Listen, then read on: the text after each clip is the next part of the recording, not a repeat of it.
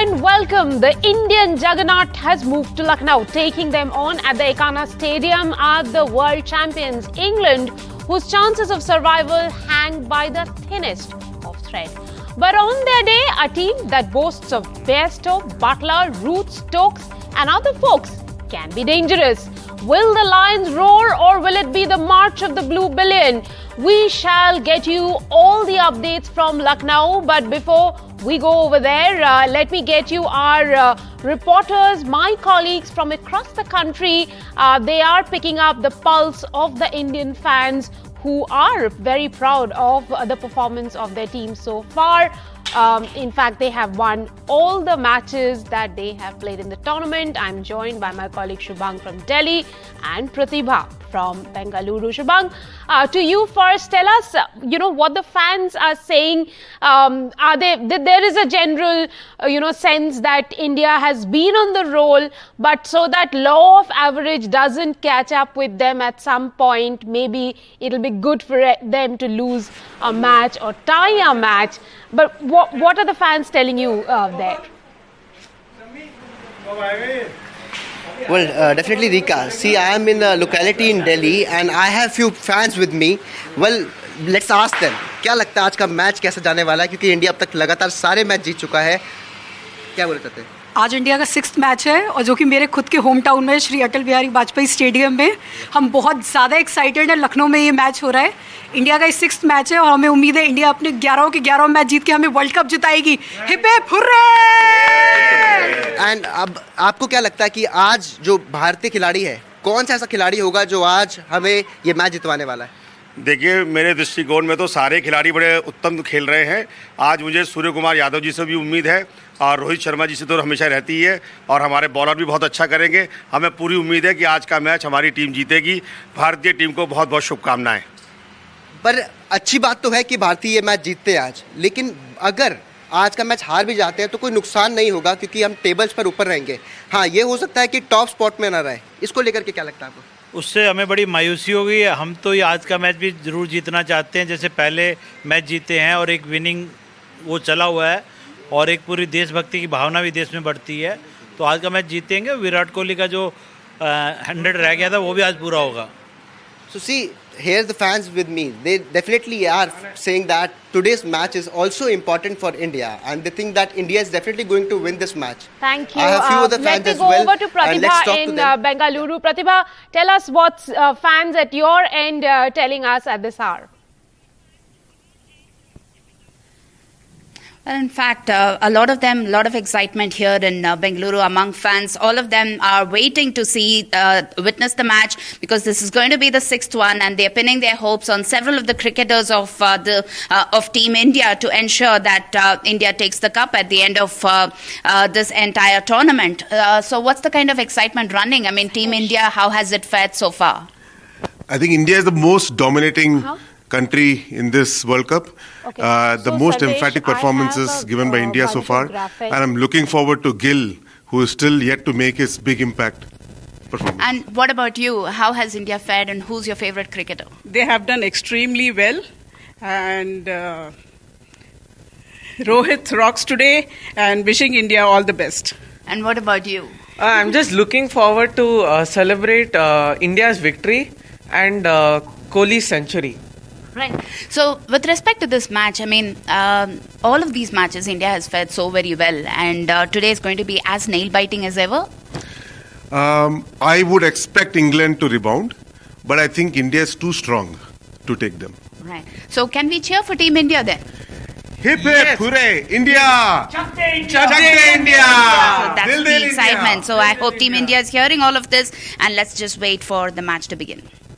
Thank you very much, Pratibha. I'm joined in the studio by our guest, senior journalist Shaji Chako. I'll also be joined by Prakash Vakankar, senior journalist and BBC commentator, and former India cricketer Gursharan Singh. Shaji, to you first. The team is coming after a 5-day break. Would India, the first thing that they would hope for, not a loss in the momentum they had in the first part of their journey, winning 5 out of 5 matches? Absolutely, Rika. I mean, no team, India is on a high, 5 out of 5. We're just bulldozing, bamboozling all the opposition around us. Why have a defeat? And the more pertinent question here, Rika, is England, the defending champions. They got nothing right so far. And it's just that they're battling for their pride. They're being battered, bruised, tattered across by all nations, just about every country they're playing. So for them, I think the onus here is more on England because they have something of the pride. The pride is being hurt. The defending World Cup champions, I think in no previous edition of the World Cup have gone through such a poor run of performances. And India, on the other hand, is dominating. So I think India winning, the percentile or the percentage of if India winning are much more. But this is a 50-over match. Until the last ball is bowled, we have to keep, with our fingers crossed on that. Prakash, can England make a turnaround in Lucknow? And what will it take for them to make that turnaround?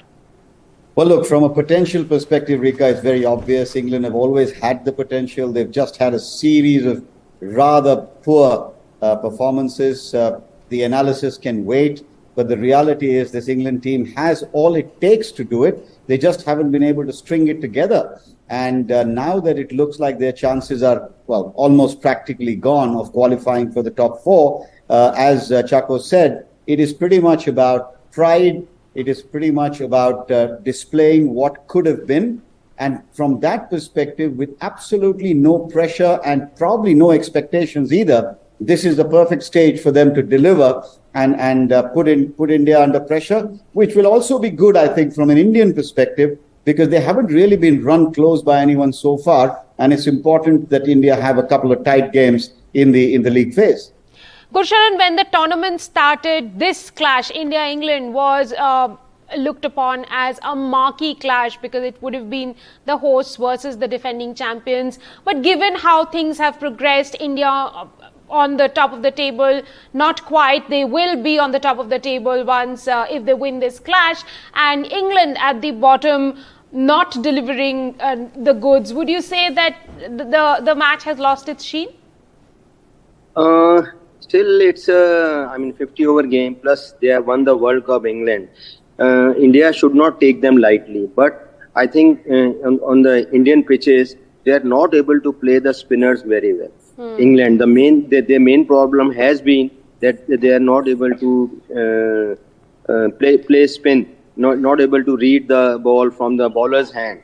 But still, I think if they do well in the initial overs, but still I think there is very less chance that England will give a very good fight. But I think that India, the way they are playing, they're all the boxes are ticked. Everything, their bench strength is great.